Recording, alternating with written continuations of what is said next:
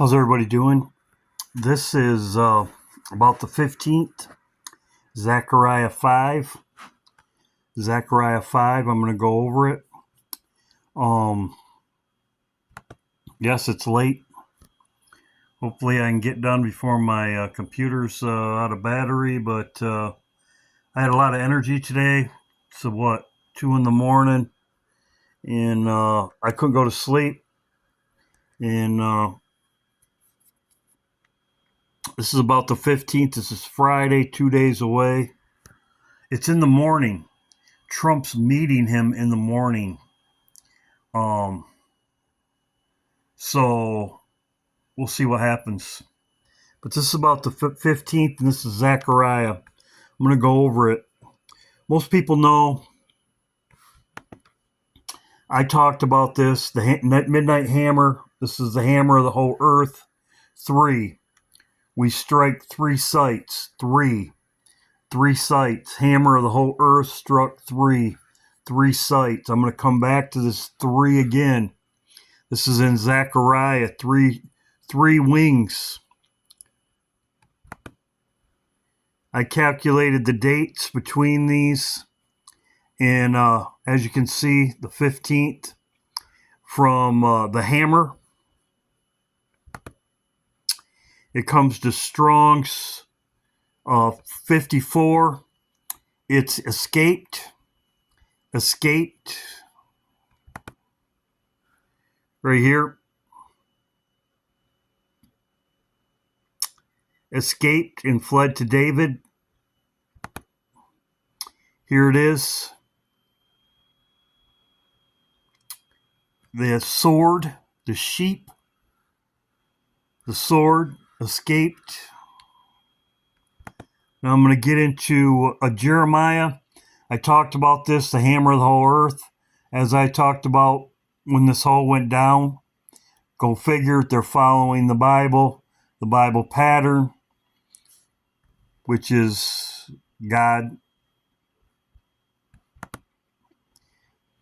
This is Friday. He's going there Friday. He's meeting there in the morning.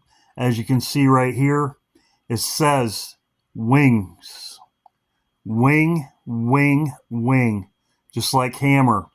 3 of them. And the 3rd wing. 3 wings. This is where they're meeting, the Air Force Base. 3 wings in the Bible is only one place. It's in Zechariah chapter 5. It talks about cutting off, and escape.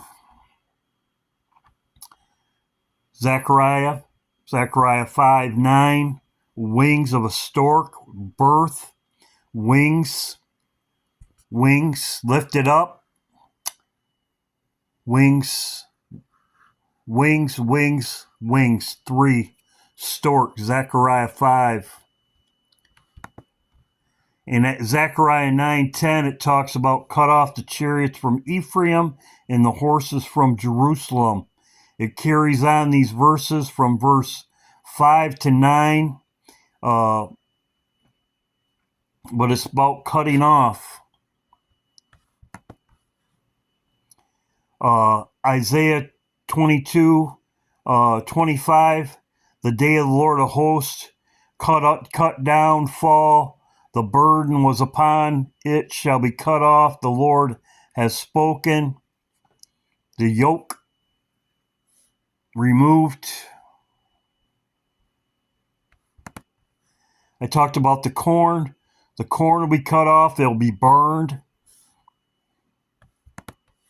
This is Zechariah 5. It's talking about a missile. This is one of them. Now he mentions another kind of missile, but I'm going to show you. Put the weight of lead upon the mouth, the opening thereof. Then I lifted up my eyes. Okay, and so now you have it, ladies and gentlemen. This is the exact. He's saying a Scud missile, but it's also, he lifted up his eyes. This is the Satan II rocket. This is it right here. He lifted up his eyes. It has 3 stages. He lifted up his eyes.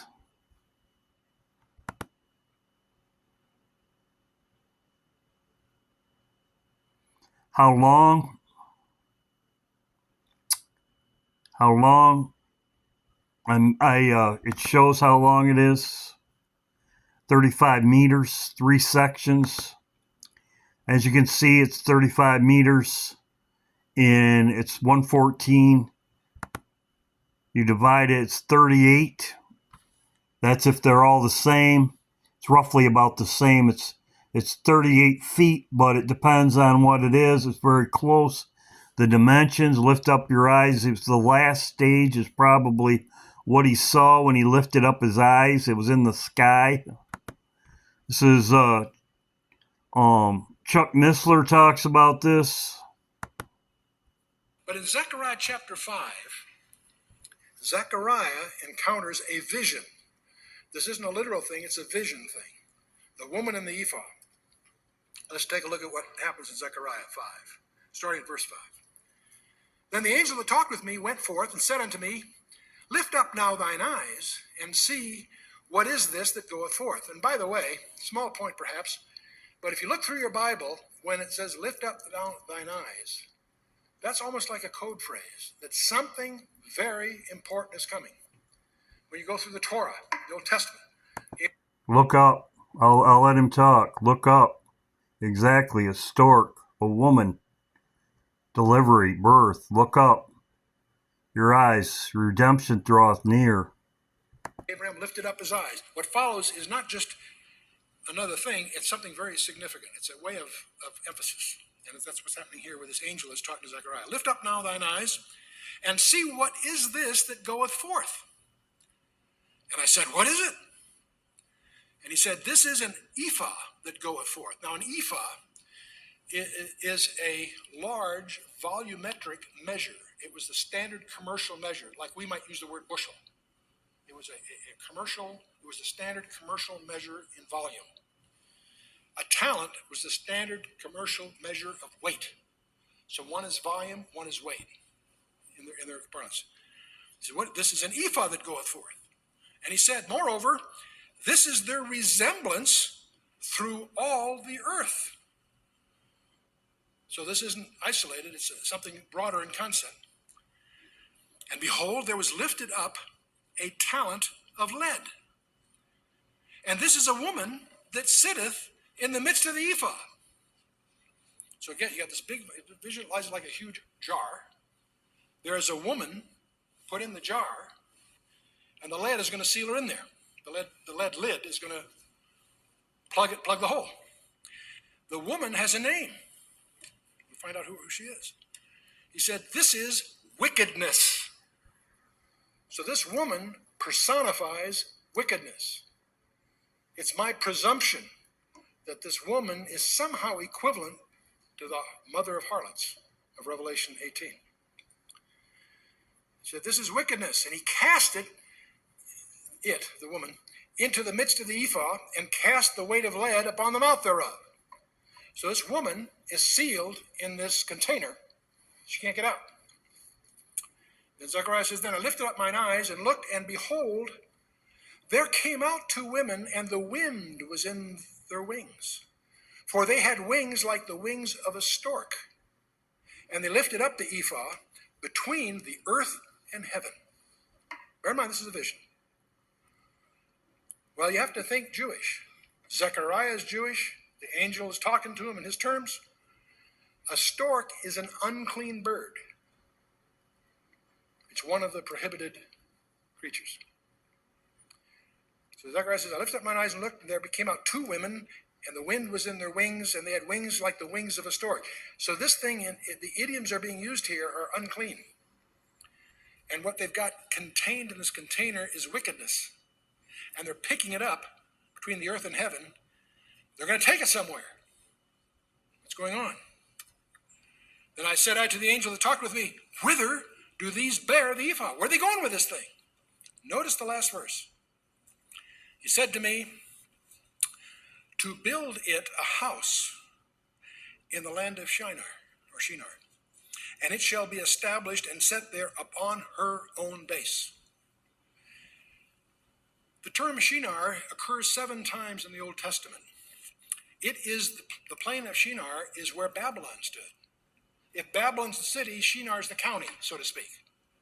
It's always used as a synonym of sorts of Babylon. So what we have pictured here, apparently, in vision, is wickedness is sealed up in this container and is taken back to where it started. To build a house in the land of Shinar should be established and set there upon her own base. That's all. It doesn't explain. That's it. It's an enigma. But when you stand back from the whole picture, you understand Babel from Genesis 11 and Nimrod, the rebel.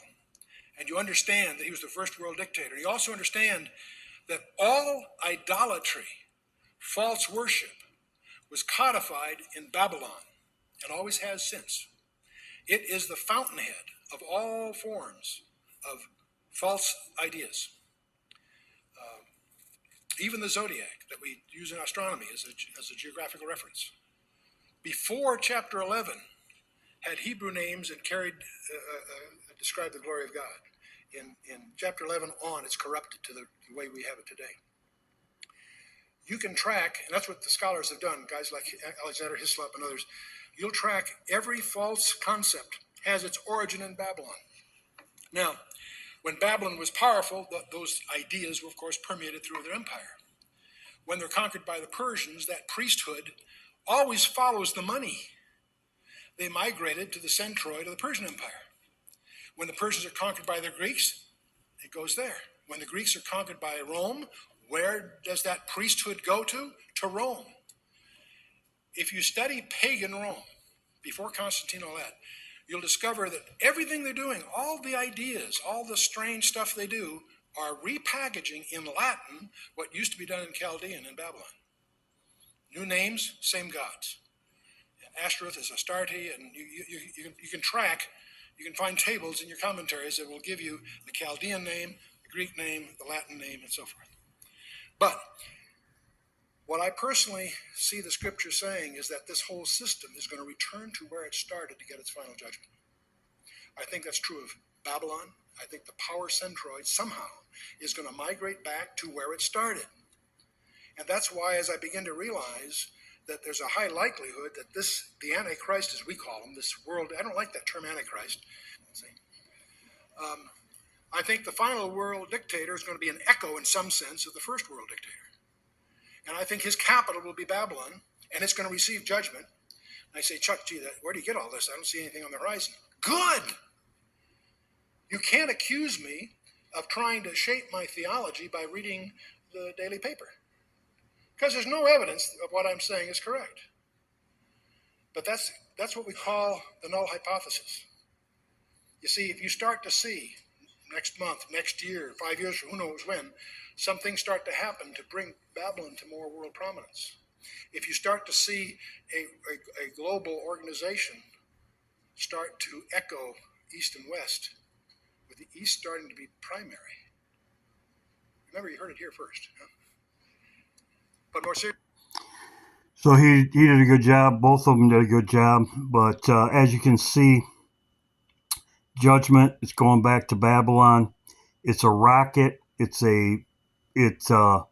is fire. It's judgment. He also talks about it. I'm going to go back over this part, because this is recompense on your own head.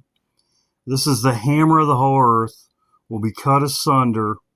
The recompense will be back on your own head. This is the hammer of the whole earth cut asunder. He said to me, to build it a house in the land of Shinar, and it shall be established and set there upon her own base. The term Shinar occurs 7 times in the Old Testament. It is the plain of Shinar is where Babylon stood. If Babylon's the city, Shinar's the county, so to speak. It's always used as a synonym of sorts of Babylon. So what we have pictured here, apparently, in vision, is wickedness is sealed up in this container and is taken back to where it started.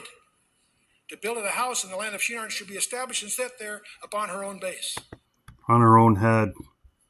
So this is recompense on your own head. The hammer of the whole earth will be cut asunder, as I talked about before. This is the Bible verses for it, as I said. Wings, as you can see right here, just as hammer, as I talked about before. It's right here in the Bible.